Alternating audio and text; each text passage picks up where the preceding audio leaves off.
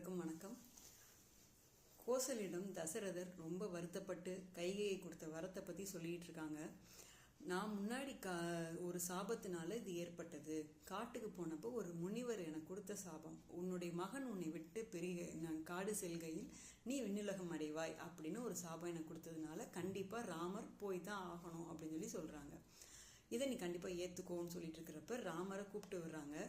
கைகையிட்ட சொல்கிறாங்க, தாயே நீங்கள் சொன்னாவே நான் கேட்பேன், ஏன் தந்தை தான் சொல்லணுமா? நல்லா என்னோட தம்பி பரதன் நாட்டை ஆகட்டும், நான் காட்டுக்கு போகிறேன் அப்படின்னு சொல்லி விடை பெறுறாங்க. ரொம்ப மன வருத்தத்தோடு விடை அளிக்கிறாரு தசரதர். அதை கேட்டுட்டு வசிஷ்டர் அரசவையில் போய் சொல்கிறப்ப லக்ஷ்மணன் இதை கேட்டுடுறாரு. லக்ஷ்மணன் ரொம்ப கோபம் கொண்டு, என்னோட மூத்தவர் இருக்கையில் எப்படி பரதன் நாட்டை ஆள முடியும்? நான் யார் இதை எதிர்க்கிறாங்களோ அவங்களுக்கு கண்டிப்பாக போர் செய்வேன் அப்படின்னு சொல்கிறார். அவங்களுக்கு கோவம் ஒரு காட்டு தீ தானாக கொழுந்து விட்டு எரியும்ல, அந்த அளவுக்கு லக்ஷ்மணனுக்கு அவ்வளோ கோபம் வருதான். அது கொதித்து எழுகிறாராம் அவர். ஆதிசேஷன் எப்படி கோவப்படுறப்ப 1000 நாக்குகளை வெளியில தள்ளி பெருமூச்சு விடும், அந்த அளவுக்கு லக்ஷ்மணன் பெருமூச்சு விடுறாரு. அவர் வில்லை எடுத்து நாணயத்துல ஒளி அவ்வளோ ஒரு சத்தமா கேட்குது. நீ இவ்வளோலாம் கோவப்படாத, என்னோட தம்பி, நம்மளுடைய அப்பா அம்மா இவங்களை யாரை நீ ஜெயிக்க போற, நீ அமைதியாயிரு அப்படின்னா நான் உங்களோட வருவேன் அப்படின்னு சொன்னோன்னா சரி வா அப்படின்னு சொல்லி கூட்டிகிட்டு போயிட்டு சுமித்திரைகிட்ட விடை பெற போகிறாங்க. சுமித்திரைகிட்ட போனோன்னா அவர் சொல்கிறாங்க, நீ கண்டிப்பாக லக்ஷ்மணா அண்ணனோட நீ போகணும், அவங்களுக்கு நீ தொண்டு செய்யணும். ராமர் எப்போ அயோத்தி மாநகரத்துக்கு வர்றாங்களோ அப்போ தான் நீ வரணும். அப்படி அவங்க வரல அப்படின்னா நீ அவங்களுக்கு முன்னாடி உன்னோட உயிரை விட்டுறணும் அப்படின்னு சுமித்திரை சொல்கிறாங்க. இதை கேட்டுட்டு ரொம்ப மன வேதனையோடு தான் லக்ஷ்மணனை கூட்டிகிட்டு போகிறாரு. இப்படி பேசிகிட்டு இருக்கிறப்பவே கைகேயி மர உரியை அனுப்பிச்சி விட்டாங்க தாதியர்கிட்ட. அந்த மர உரியை வாங்கி அவங்க அணிஞ்சுக்கிறாங்க.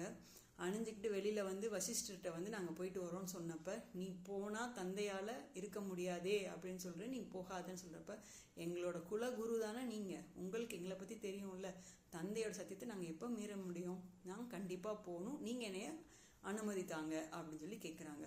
மனசே இல்லாமல் வழி அனுப்பி வைக்கிறாரு. அங்கே இருந்து அரசவையில் இருந்த மக்கள் எல்லாம் ரொம்ப அழுது புலம்பி நாங்களும் உங்களோட வருவோம் அப்படின்னு சொல்லி உறுதி எடுக்கிறாங்க. இதை கேட்டுக்கிட்டே சீதையிட்ட போய் சொல்ல போகிறாங்க.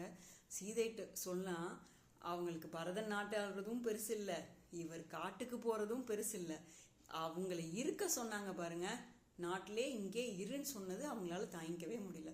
எவ்வளவு மென்மையானவங்க சீதை, அவங்களுக்கு அவ்வளோ கோபம் வருது.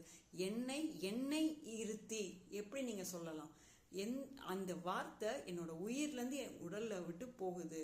அந்த அளவுக்கு எனக்கு ரொம்ப கஷ்டமா இருக்கு. ஒரு சூரியன் கொழுந்து விட்டு சூரியன் ரொம்ப எரிச்சாலும் அந்த சூடு என்னை ஒன்றும் செய்யாது. நீங்கள் என்னை விட்டு போகிறத விடவா அந்த சூடு என்னை தாக்க போகுது அப்படின்னு சொல்லி சொல்கிறாங்க. ஆனால் அங்கே நீ வந்தேன்னா இருட்டில் அந்த மலைகள்லாம் அரக்கர்கள் மாதிரி தெரியும்.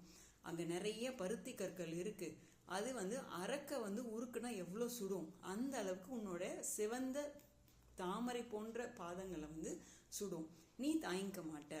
நீ என்னோட வர்றதுனால நிறைய இடர்கள் வரப்போகுது அப்படின்னு கம்பன் முன்கூட்டியே நம்மளுக்கு ஒரு சித்திரமாக காமிக்கிறாரு. அவர் எவ்வளோ ஒரு அழகான ஓமை பாருங்க. சீதாதேவியார் போகலை, அரண்மனையிலே இருக்காங்கன்னா ராம அவதாரத்துக்கான ஒரு எந்த விதமான ஒரு முயற்சியுமே இல்லை, அவங்க அவதரிச்சதுக்கான வேலையே இல்லை அப்படிங்கிற மாதிரி இருக்கும். அதை தான் முன்கூட்டியே அவர் சொல்றார், நீ என்னுடன் வந்தால் நிறைய இடர்கள் வரும் அப்படின்னு சீதாதேவியார்ட்ட சொல்றாங்க. ஆனால் அவங்களால அதை ஏற்றுக்கவே முடியல. கண்டிப்பாக வரேன்னு சொல்லவும் சரின்னு கூட்டிகிட்டு போகிறாங்க. எல்லார்ட்டையும் விடைபெறாங்க. தேரில் ஏறி உட்காடுறாங்க. சுமித்திரர் தேரை எடுத்துகிட்டு போகிறாரு. பின்னாடியே மக்களும் கூட வர்றாங்க. காட்டுக்கு போகவும் அவங்க இரவு நேரம் வருது. எல்லாரும் படுத்து தூங்கினதுக்கப்புறம் சுமித்திரர் எழுப்பி, நீ ரதத்தை எடுத்துகிட்டு நீ ஊருக்கு போ, அயோத்தி நகருக்கு போ, நான் இந்த காட்டுக்குள்ளே போயிடுறோம் நாங்கள் 3 பேருன்னு சொல்லி விடை பெறாங்க. போன உடனே மக்கள் எல்லாம் காலைல எந்திரிச்சு பார்க்குறப்ப தேர் போனதுனால ராமரும் போயிட்டாருங்கிற சந்தோஷத்தில் நகரத்துக்கு போயிடுறாங்க. ஆனால் அங்கே ராமர் இல்லை. தசரதர் இந்த சுமித்திரரை பார்த்து கேட்குறாரு. அவர் போனாருன்னொடனே தசரதர் விண்ணுலகம் போயிடுறாரு.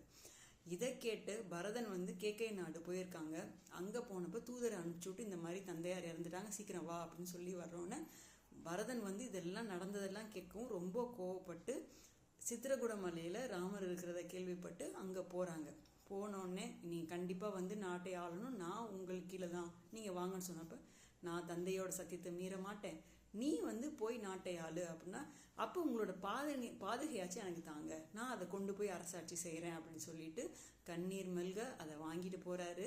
அந்த பாதுகையை போய் நந்தி கிராமத்துக்கு போறாரு. அயோத்திக்கு போல அவர் நந்தி கிராமத்துக்கு போய் அந்த பாதுகை புனித நீராடி அங்கே வச்சு அவங்க அந்த அரசாட்சி அங்கேருந்து மேற்கொள்கிறாங்க. இதுவே மக்கள் எல்லாருமே, மக்களோ இல்லை யாராக இருந்தாலும் ராமர் எங்கே இருக்காரோ அதுதான் நமக்கு அயோத்தின்னு சொல்கிறாங்க. நன்றி, வணக்கம்.